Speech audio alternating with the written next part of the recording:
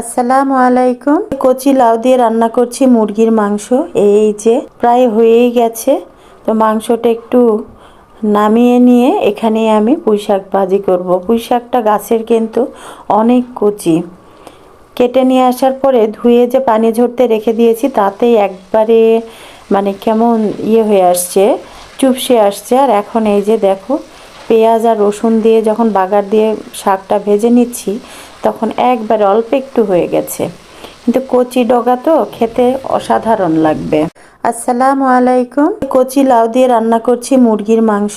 এই যে প্রায় হয়েই গেছে। তো মাংসটা একটু নামিয়ে নিয়ে এখানে আমি পুঁইশাক ভাজি করব। পুঁইশাকটা গাছের কিন্তু অনেক কচি। কেটে নিয়ে আসার পরে ধুয়ে যে পানি ঝরতে রেখে দিয়েছি তাতেই একবারে কেমন হয়ে আসছে, চুপসে আসছে। আর এখন এই যে দেখো, পেঁয়াজ আর